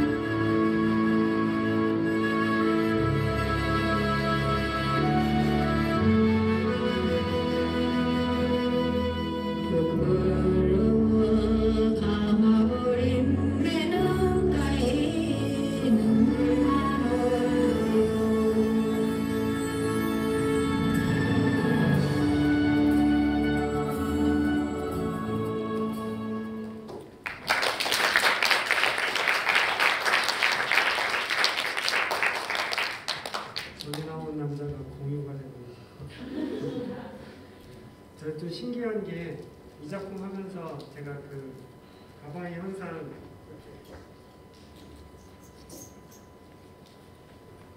제가 갖고 다니면서 그 다른 나라에 가면은 이렇게 사진을 찍거든요. 근데 그 저 여자 주인공 청달의 모습이 다른 나라 분들한테 닮은 모습이 되게 많더라고요. 제가 대만 갔을 때 너무 똑같은 분이 계셔가지고 나중에 한국에 오셨어요. 그런 인연도 있고 좀 그렇더라고요. 어쨌든 저 작품 잘 만들어서 전 세계에서 개봉해서 그때 각자의 나라에서 만나면은 너무 정말 사랑할 것 같아요.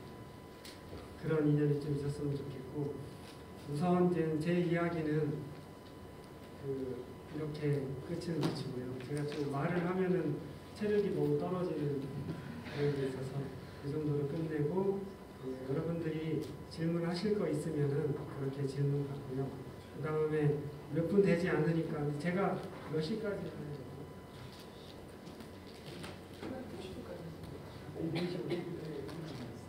그래요? 그럼 다행이고. 저는 시간이 많이 남은 거면은 한 분 한 분 얼굴 그려드리려고 하는데 5분 동안에 다 그릴 수는 없어요. 그러면 질문 받고 저요.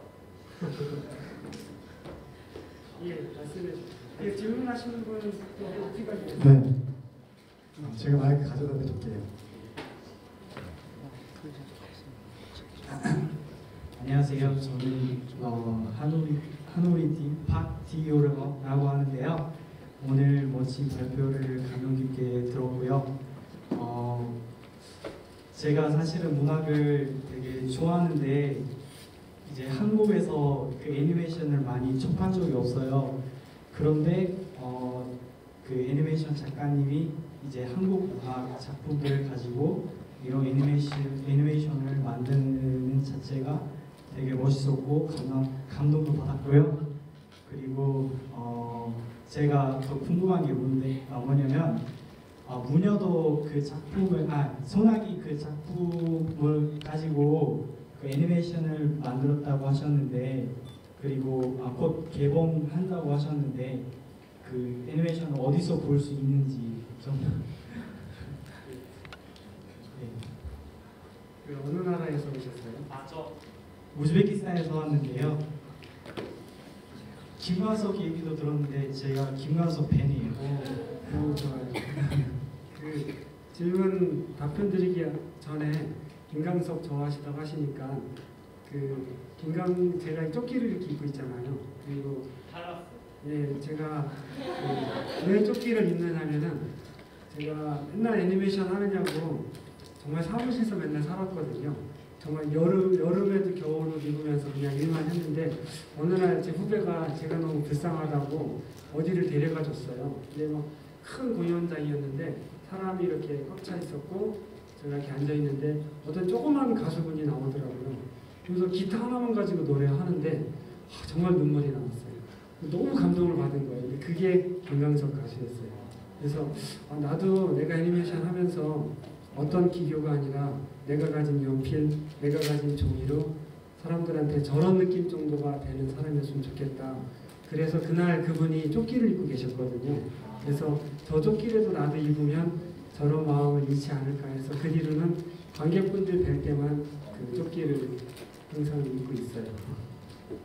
어쨌든 그런 게 있고요. 그 소나기는 여기 아까 날짜가 있었는데 8월 지금 개봉 날짜가 8월 13일 아니면 26일 아니면 8월 30일이에요. 한국은 개봉을 항상 목요일마다 하거든요. 근데 그것도 지금 문제가 되는 게 목요일만 개봉하자라는 게 서로의 약속이에요. 그래서 어떤 영화든지 간에 일주일 정도는 기회를 공평하게 주자인데 지금 한국이 그런 게 막 무너져가고 있어요. 그래서 그냥 목요일날 개봉인데 돈 많은 것들이 그런 시사회라는 이름으로 조금씩 개봉을 앞당기다 보니까 이 틀들이 이제 무너지고 있는 것도 문제라 소나기는 그런 가운데서도 좀 의젓한 모습을 보이려고 하고 있어요. 그래서 13일이나 16일이나 그 30날 개봉은 정해질 예정이고요. 그러면은 보통 한 달 전부터 시사회를 하거든요. 그러면 7월 한 10며칠부터는 13일, 14일 정도 후부터는 그렇게 시사회가 있으니까요. 혹시 그때 한국에 계시면은 뭐 저희가 초대해서 보실 수도 있지 않을까 생각합니다. 직접 찾아야 되는 그 시사회는 서울에 있는 극장이나 이런 곳에서 하거든요. 그래서 그 시사회라는 거는 아무 관객이 그냥 다 오게 하는 게 아니라 이렇게 특정한 분들을 오게 하는 거니까는 스튜디오로 오늘 뵌 분이다라고 연락을 하시면은 아마 PD분들이 자리하고 극진이 아마 오실 수 있을 거예요. 꼭 찾아가겠습니다. 감사합니다. 네, 또 다른 질문하신 분이 계시네요. 이분이 먼저. 네. 안녕하세요. 저는 논센스 팀장 이채희라고 합니다.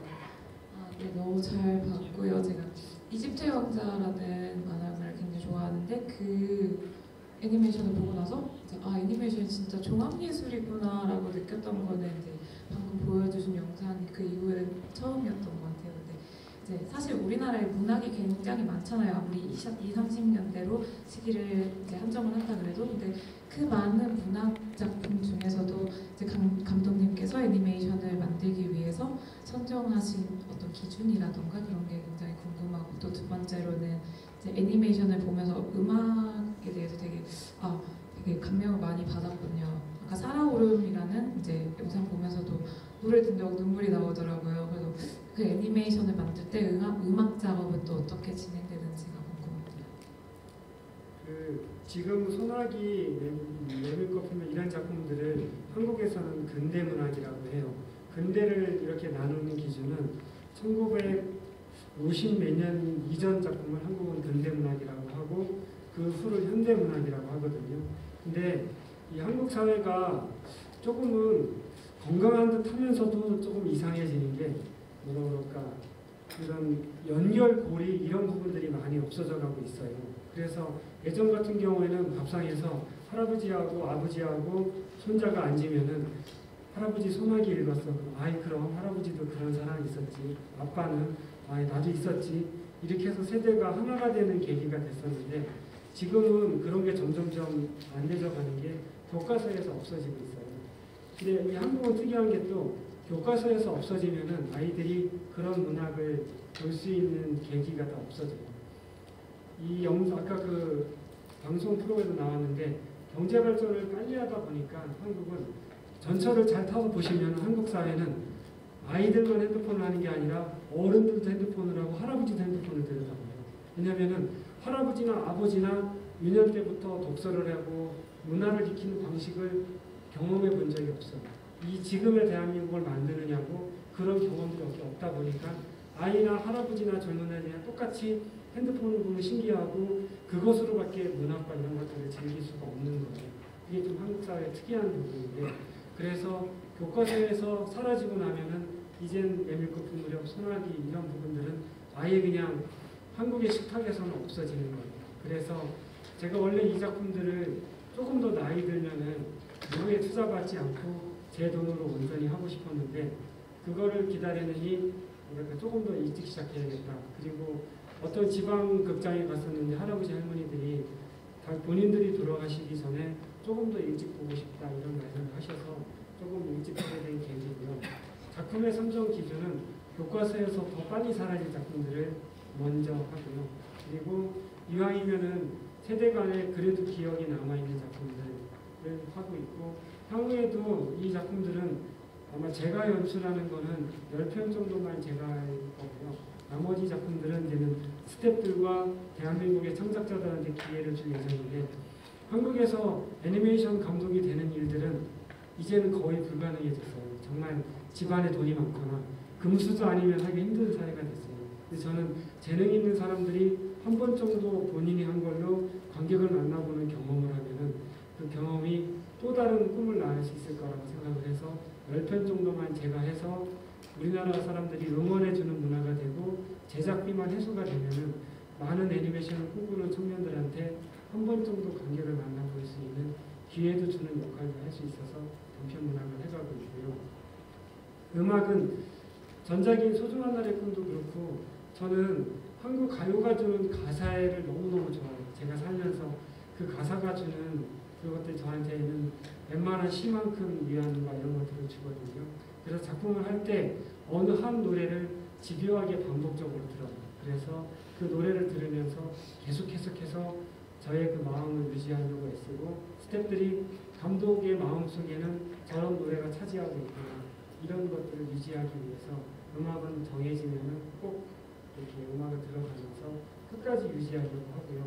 음악 감독한테 나중에는 내가 이 작품을 할 때는 이런 음악을 가지고 내 마음을 가졌습니다라는 것들을 전달하고 그거를 마지막에 잘 나올 수 있게끔 그렇게 유지를 하고요. 또 음악을 정말 굉장히 좋아하거든요. 근데 좀 특이한 거는 어릴 때부터 이렇게 한 가지 음악에 잘 빠지지 않고 그냥 감독이 될 줄도 몰랐는데 그냥 클래식 같은 것들을 막 이 음악가가 뭐는 뭐고 이렇게 그 논리적으로 아는 게 아니라 그냥 막 듣기 위해서 했었어요. 그냥 뭐 모차르트가 있으면 모차르트 노래를 한 번은 무조건 다 들어야지 이런 식으로 해서 음악을 어릴 때부터 그냥 다 들으려고 좀 애를 썼는데 지금은 그런 부분들도 정말 커다랗게 도움이 많이 되는 것 같아요. 특히 이 소중한 날의 꿈이 한국 사회를 많이 담고 있지만 음악적 계기는 제가 어느 날 운전하고 가다가 어느 고속도로 휴게소에서 어느 민족인지 잘 모르겠는데 그런 특이한 민족의 분들이 음악 연주를 하시는데 그 곡 하나가 너무 좋은 거예요. 그분한테 그 곡을 사서 그림 그릴 때 좀 많이 들으면서 하기도 하고 그러고 있습니다. 답변이 되셨어요? 감사합니다. 시간 관계상 죄송하지만 마지막 한 분만 질문을 받도록 하겠습니다. 질문하실 분 계신가요? 여기 아까 네, 질문 아까 손 드셨는데 네. 예, 물어보세요. 제가 애니메이션을 잘 봤는데요. 그리고 그 안에서 문학이 원래 소설이죠.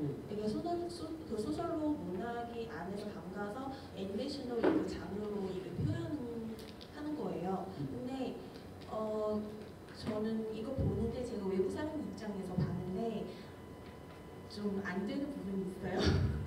근데 그러면은 이거는 한국 문화를 홍보하기 위해서 그렇게 그걸 창작하시는 거예요? 홍보는 나중에 그냥 듣기 좋은 말로 갖다 붙이는 거고요. 저는 단어를 선택하라면은 한국 문학을 홍보해서 하는 게 아니에요. 정말 우리를 좀 더 잘 알았으면 하는 거, 온전하게 보는 방법, 이 정도지. 그렇죠. 그런 남을 보여주는 거잖아요. 예. 그래서 저도 되게 좋아하는 거는 뭐냐면은 제가 중국에서 왔어요. 중국에서는 드라마나 뭐 그거 노래나 프로그램 되게 많아요. 한글 때문에. 근데 저도 여기 와서 비크 문화를 배우다가 보니까 소설을 많이 배우면서 그 문화를 다 담갔어요. 근데 솔직히 그거는 소설 안에서 문화를 더 깊게 담는 부분이 있는데 그 애니메이션은 그거 인물을 통해서 그 안에서 스토리를 통해서 그거 표현하기가 어떻게 우리 외국 사람도 좀 잘 이해하게끔 그렇게 만들 수 있는지 궁금해요. 제가 아까 그런 말씀 드렸잖아요. 한국 문학이 한국 애니메이션 역사가 오래됐는데 한국 문학을 가지고 애니메이션은 게 처음이라고 했잖아요. 근데 제가 이 첫발부터 뭐랄까 이 욕심 저 욕심 다 내고 싶지는 않았고요. 저는 온전하게 그 작가 선생님들의 마음과 그 원작에 조금 충실하려고 애쓰고 아마 이후에 한국 작가들이 조금 깨달을 것 같아요. 우리 문학을 애니메이션도 하니까 너무 좋네. 그런데 외국 분들이 볼 때에는 조금 불친절하네. 그리고 이런 창작, 이런 생각이 조금 더 들어가면은 멋있겠네. 이런 것들은 누군가 후배 감독님들이 해주실 것 같고요. 우리가 디즈니나 이런 데 애니메이션을 충분히 상상하면서 느끼는 거는 원작에 대한 이해가 우리는 되게 높잖아요. 높은 상태에서 재해석이 가능한 거고 한국의 문학은 냉정하게 세계분들이 온전하게조차도 접한 적이 없다고 생각해요. 그래서 저는 조금은 창작자로서 욕심을 버리고 뭐랄까 그런 것도 감수하면서 첫 작품 정도는 작가 선생님 마음을 제가 그냥 대신해서 표현해주는 정도, 그 정도로 제 욕심을 절제하고 있습니다.